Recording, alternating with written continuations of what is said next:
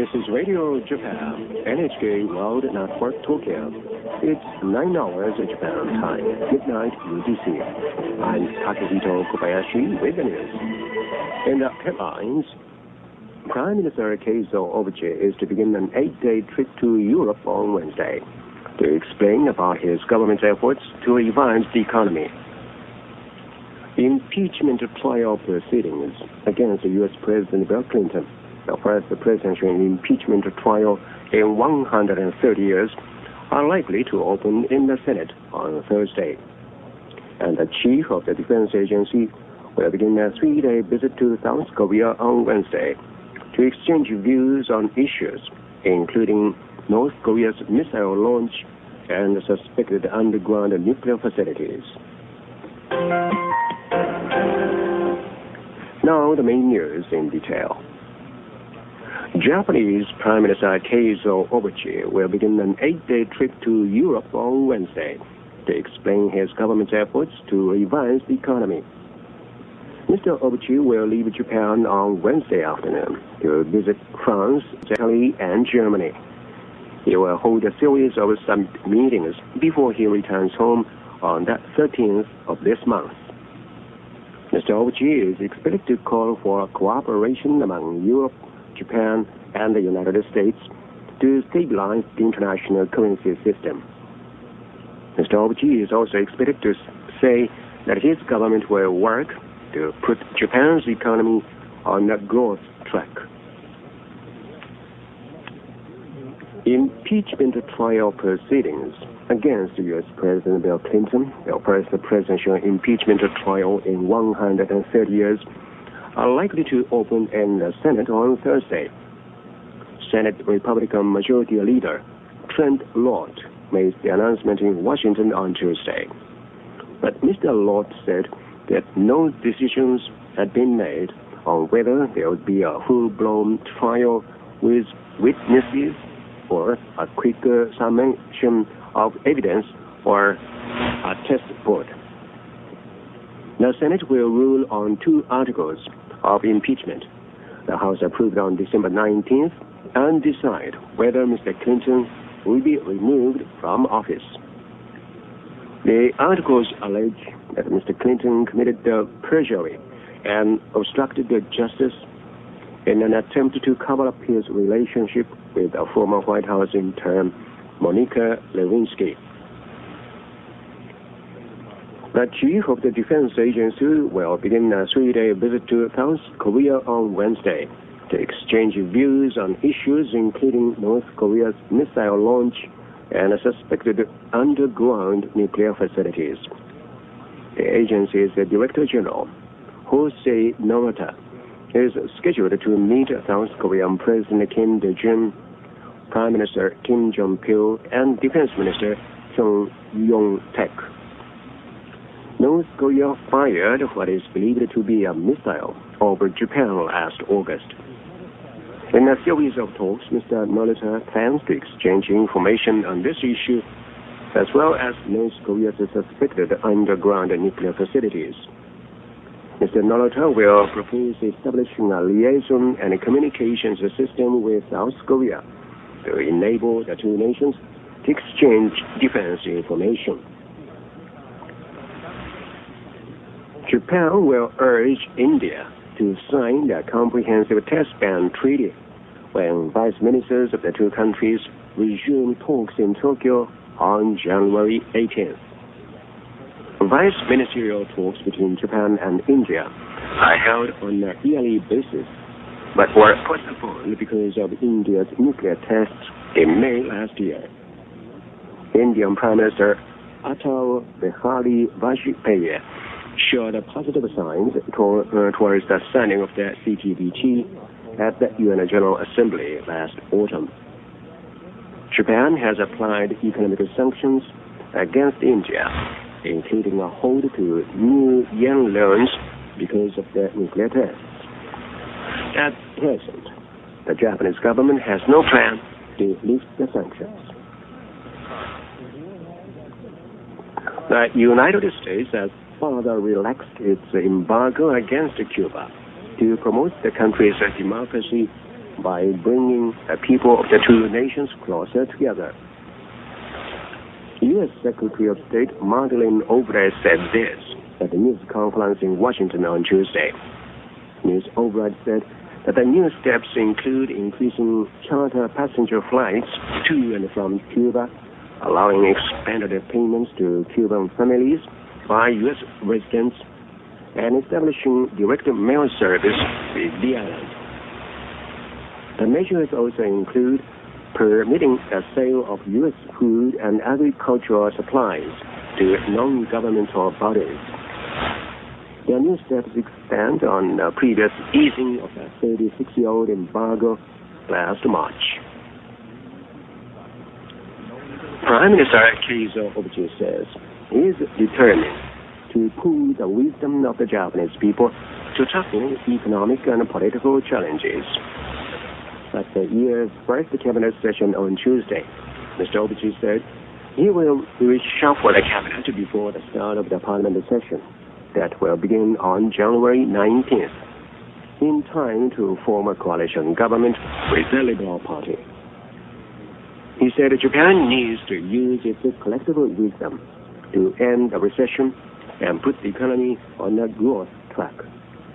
He also called for a national debate to determine what kind of a country Japan should be in the 21st century and how that might be achieved.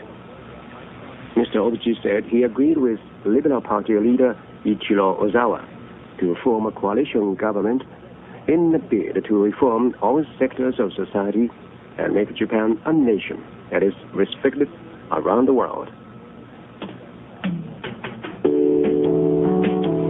Now, here is the frequency notice.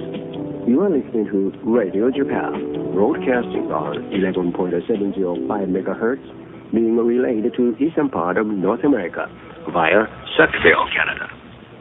This transmission is also relayed to Europe via Scotland, England, on 6.155 and 6.180 megahertz, and to Central Africa via Ascension Island in the Atlantic on 9.665 megahertz. Listeners in Asia can also hear this transmission until 15 hours UTC on 11.815 and 13.650 megahertz. Now, other news. A team of Japanese doctors wants to perform what is known as a domino liver transplant for the first time in Japan.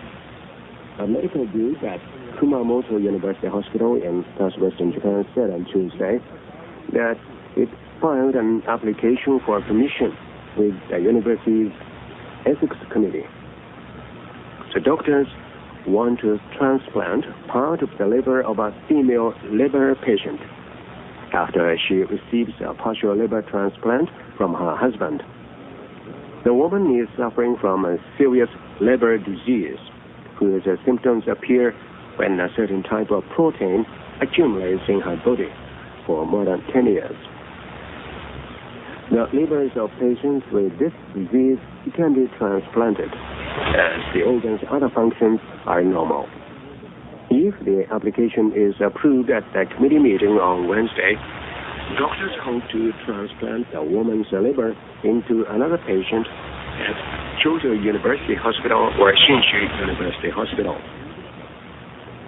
Doctors hope to select the potential recipient from among 29 applicants now waitlisted for liver transplants from brain-dead donors at the Organ Transplant Network of Japan. The doctors hope to carry out the transplant later this month. The Health and Welfare Ministry says it finds no problem with the procedures involving organ transplants from brain-dead donors. Also, a medical team at the Statewide University of Tokyo has asked for the government's permission to carry out gene therapy on a patient with liver cancer.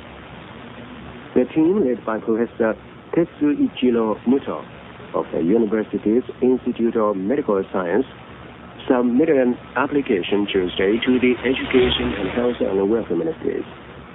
The application will be screened by a JD committee set up by the two ministries.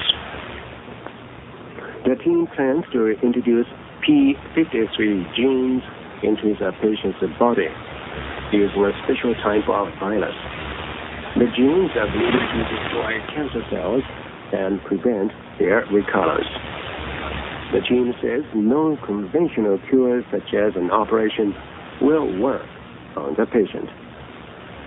Since October, the institute has been performing gene therapy on another patient suffering from cancer of the kidney.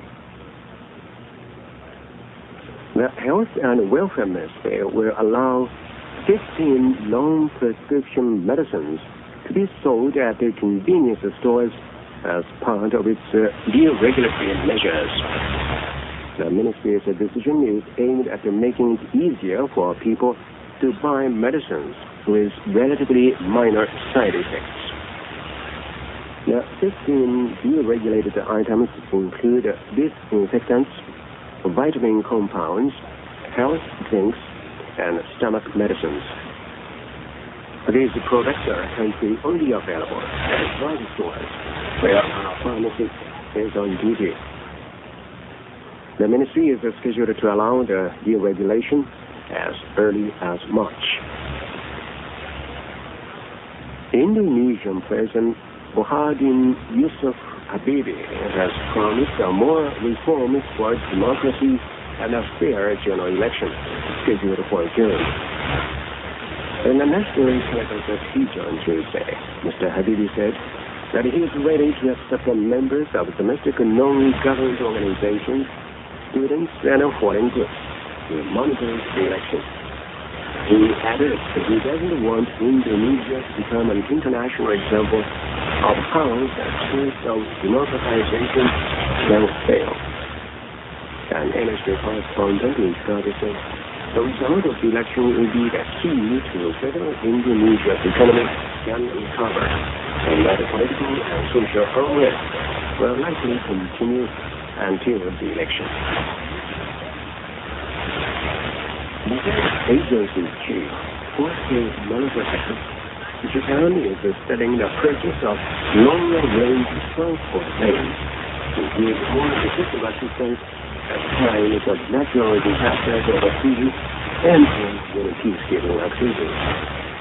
Mr. Malta told the reporters on Tuesday that he has ordered the agency to study such a process. He said, when Japan sent transport to the Kyoto was taken from Europe last November, it took 40 years for that to one-third transport planes to operate. Five times along the way. These are spreading in government offices and use larger long-range transport planes for more effective execution during emergency phase and peacekeeping operations overseas. All of the girls and parallel six uses of work and technically took a year on the job. Such as unfortunately doing 3,000 agencies, 4,235,000 points paid last year. This figure is closer to the point of the time. This is the first time in 11 years that postal sales fell to the 4.3 million. The president is police that this out. Congress has raised the whole changes between the distance to Europe always. Each day of the 70 to revise the increase the trial for general, against the expansion of our business. Our licensing opens in the Senate on Thursday. And the chief of the Senate in the judicial including North Korea's nuclear launch and the tested underground nuclear facility. They asked the U.S. This round